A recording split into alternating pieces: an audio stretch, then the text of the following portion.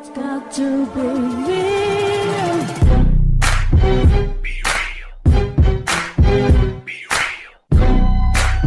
Okay, guys. So something, I don't know what happened to Lucas Matthysse in this fight, but anyway, let's just firstly just look at Victor Postol. Victor Postol, he he lost a few rounds, but I'm gonna say this: in the majority of the fight, he won. He was holding a lot, but it's the referee's job to split them up, and the referee didn't do that. And Victor Postol outboxed Lucas Matthysse quite considerably. Um, I'm gonna get to it, man, and I've got to get to it straight away. I can't wait. What the hell happened to Lucas Matthysse after round 7? I don't understand.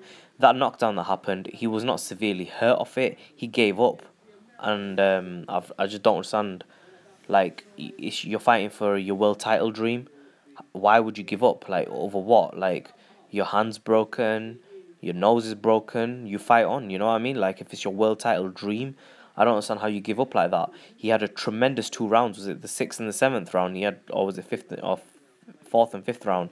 He had a tremendous 2 rounds in the fight, and he was just banging Postol around the ring, and he could have, got him out of there. And I just don't understand what happened to Lucas Matthysse. What happened? Where did that momentum go? He was starting to take over, and then he just gave up all of a sudden, and then eventually he dropped, went on the floor. Let me just put this in perspective. He didn't just drop and just give up. He was winning the fight. Sorry, he was behind on the scorecards, but he was winning the war. He was going into a war with Victor Postol, winning that war, banging him around the ring, and then next thing you know, he just stops. All of a sudden, he just stops. He stops throwing punches. He's following him around the ring, but stops throwing punches. And I get it that Victor Postol is a rangy fighter. He's quite tall, and he boxed really well. But it wasn't like Matthysse couldn't land on him. He was landing on him. Um, Wobbled him severely. But I get that Victor Postol is a very difficult opponent to hit, because when he's out of range, he's constantly moving. When he's in range, he's constantly holding. And Lucas Matthysse, I get it that he needs to load up on his shots, but I mean, at the end of the day, he did land a Victor Postol, and then I don't get why you would go from that to all of a sudden just stop throwing punches. Like, he didn't even just trigger the jab; he just stopped throwing punches. Go on the back foot, do something. Instead, he took the right hand, went to the ground, and he didn't get a flush. It wasn't a flush knockdown. He got caught, and he decided to take a knee. That's what it looked like to me. That's how it looked to me. Like, it wasn't a flush knockdown. It was just something that he decided to take a knee, taking some punch. He took a shot and he just dropped on his knees. And then he was itching his eyes. He was fully awake. He didn't even. And then this is the point. He didn't even try to get up. And I don't get that. And this is why I rate fighters who always try to get up off the ground. People critique Khan and Broner. For we're gonna talk about Broner in a bit, but in fact we're gonna talk about Broner now. People talk about Khan and Broner, not being good fighters, etc., etc. But at the end of the day, they get up off the canvas. They don't give up and they continue to fight. Matthysse, yeah, he's a puncher, etc., etc. But we've seen he's had a bit of adversity today, and he just didn't. He couldn't measure up to that fighter's caliber. You know what I mean? Like, he couldn't bring himself to that level, and he gave up. And you got to rate Victor Postol for his good boxing, but to be honest, I wasn't a huge fan of it. I didn't like the holding at all. I thought the referee should have done something about that. It's really frustrating because he had a reach advantage and he's holding, and the referee's not doing anything. It's really frustrating for Matthysse. But I've got to say, Victor Postol, he did a job on Matthysse. He really did a job on Matthysse. And you know what it is? Victor Postol looked like a good fighter, but you know what? I'm not surprised I picked Matthysse based on his past performances, but I just don't understand what's happened to the guy. I really don't. As far as Adrien Broner goes, we're in the 12th round. I'm assuming Adrien Broner wins this fight on points now. Adrien Broner, to me, looked absolutely rubbish in this fight. He's got hit loads by a below average fighter, to be honest with you. Not below average, above average, but below elite level fighter. He's been hit a lot. On the plus side, he's landed some tremendously good, clean, hard punches.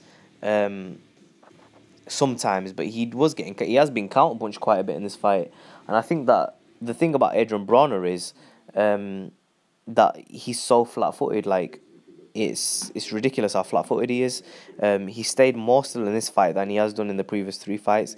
He stands there trying to use that shoulder roll and counter punch, using a little bit of range and stepping back a little bit and not dancing around that ring at all. I think it's absolutely ridiculous. I think Adrien Broner needs to move. He doesn't know how to fully utilize the shoulder roll. When a guy throws the overhand right, you're meant to tilt. You're meant to tilt to the right and avoid it. Adrien Broner doesn't do that. He doesn't tilt his body. He just tries to continuously use the shoulder roll, and he's not that good at it because he does get hit a lot. But apart from that, he did land some clean, precise shots, and he is now going to be the 140-pound champion of the world in the next 1 minute 14 seconds left of the fight. I do expect him to be the next 140-pound champion of the world. But what's next for these guys? They're both in one division. Adrien Broner, I'm not really sure what's next for him, to be honest. I think he's going to have to defend his title. And I don't think he's going to fight anyone too good in his next fight. As far as Victor Postol goes, I think Bob Arum is going to, if not in the next fight, eventually, the next 1 or 2 fights, he's going to feed Victor Postol to the likes of Atta. Adrien Broner stopped him. Atta. Oh, everyone's gone to sleep. Adrien Broner stopped. Adrien Broner got a stoppage win in the 12th round. Worked him down, broke him down, stopped him. So yeah, but to be honest, I'm not too impressed with Adrien Broner. I thought he did good, but he did get hit quite a lot. And at the end of the day, the way I see it, is Adrien Broner's got tremendous. He's got tremendous output in terms of when he throws his punches. He throws precise, he throws hard shots, and he lands clean. And he's got the speed. He looked good today, I'm not going to lie, but he also looks rubbish at the same time. And this is the crazy thing about Adrien Broner. He looks so good, yet he looks so crap. He looks so good when he's throwing and letting his hands go, and then when he's not throwing anything and he's trying to defend and do all that, you see him getting hit. When he's trying to show off too much, you see him getting hit. You see his flat-footedness, and it's all apparent there. I do think he looked exceptional. In the highlights reel, Adrien Broner just looks like the next best thing in boxing. But yeah, it's all about what's going to happen when he faces someone of note. I mean, if him and Terence Crawford ever meet, we know what's going to happen. He sets up really good counter uppercuts with his shoulder roll and whatnot. And I like his pot shots. He looks amazing, but then he's so flat-footed that it's just ridiculous how flat-footed he is. And against this guy, he'll get away with it, but as soon as he faces a guy with a good amount of footwork, what's Adrien Broner going to do? Leave your comment section below. Make sure you subscribe. Victor Postol, I feel Bob Arum, if not straight away, in the next 2 fights, is going to feed him to Terence Crawford. Terence Crawford's going to eat him up. Adrien Broner, I really don't know what Al Heyman's got in plan for him. But I don't really see too much taking place with Adrien Broner anytime soon. I don't think he's I don't think he's improved that much. I think he's too flat-footed. And I don't see much improvement. I think he's a little bit sharper, but that's about it. Comment section below, please make sure you subscribe. What the hell happened to Lucas Matthysse? I really have no idea. Adrien Broner, what's next for him? And Victor Postol, what's next to him? What's next for him? 140-pound title obtained for Adrien Broner. 4 different weight classes, the youngest person to ever do it. Comment section below, subscribe as always in a bit.